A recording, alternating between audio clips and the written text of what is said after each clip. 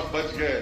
میں نے کہا کسی کی دعا لگ چکی ہوگی, آپ جیسے لوگوں کی دعا لگ چکی ہوگی کہ میرا صبح شام اور پوری زندگی اپنے عوام اور اس قوم کے لیے, ان کی مشکلات حل کرنے کے لیے, ان کے ساتھ مشکل میں کھڑے ہونے کا ہے.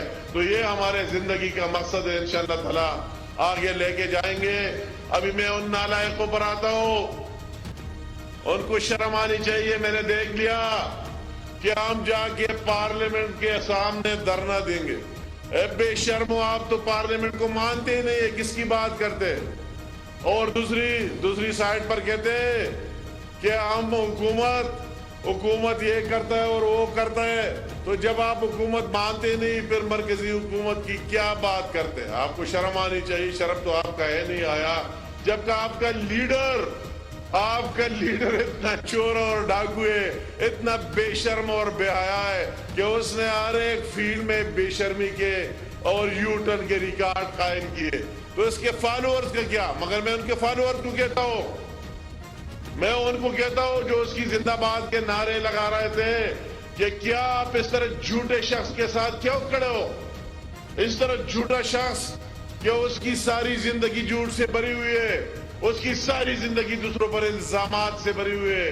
اس نے تمام ہمارے لیڈرشپ پر صرف الزامات لگائے. مگر اللہ تعالیٰ کا احسان ہے کہ روز بروز ہمارے وہی لیڈر نواز شریف صاحب, شہباز شریف صاحب سے لے کر سرخرو ہو رہے اور وہی جھوٹے الزامات جھوٹ ثابت ہو رہا ہے.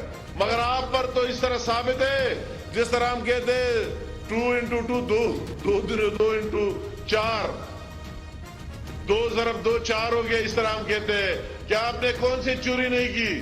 آپ کی ان چوریوں سے میں کون سا داستان کلوکا سے شروع کر کو, آپ کے ان بلین ٹری سے شروع کر کو, آپ کے اس BRT سے شروع کر کو, آپ کے اس جو آپ نے PM ہاؤس میں بٹھا کے اس نے جو اس ملک کا بیڑا غرق کیا اور اس طرح ایجنٹی اور دلالی کی, وہی فرگوگی اور پن کی, اس سے شروع کر کو, آپ کے بہن کی سلائی مشینوں سے شروع کر کو, کس جگہ سے شروع کر کو, آپ کے وہی چینی چوری سے شروع کرو, کہاں سے شروع کرو, آپ کے اس آٹا چوری سے شروع کرو, کہاں سے شروع کر کو, آپ کے پاکستان کو بدنام کرنے کی بات کرو کہ آپ نے حرم شریف میں بھی جا کر پاکستان کو 6% جو ہے گروتھ ہو رہی آج نیگیٹو.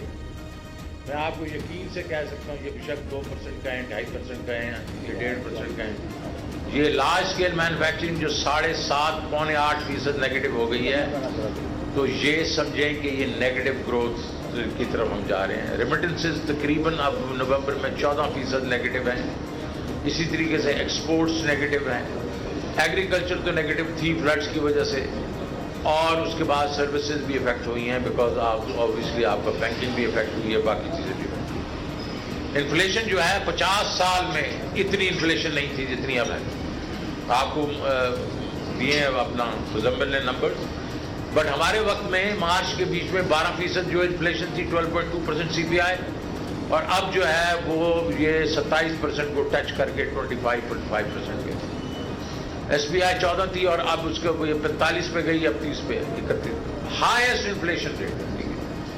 ریزرو جو ہیں وہ 1 مہینے کی ایکسپورٹ بھی نہیں, امپورٹ بھی نہیں. اور جس طرح آئی تھنک بتایا اس نے مزمل نے, اگر اس میں جب وہ سواپس نکال دیں جو مطلب انہوں نے لوگوں کے ادھار لے کے پیسے استعمال کیے, اور جس طرح کا آئی تھنک حماد نے کہا فائنینسنگ گیپ جو تھا, تو فائنینسنگ گیپ کوئی کہہ رہا ہے 10 بلین ہے, کوئی کہہ رہا ہے 16 بلین ہے, کوئی کہتا ہے 8 بلین ہے, لیکن فائنینسنگ گیپ ہے.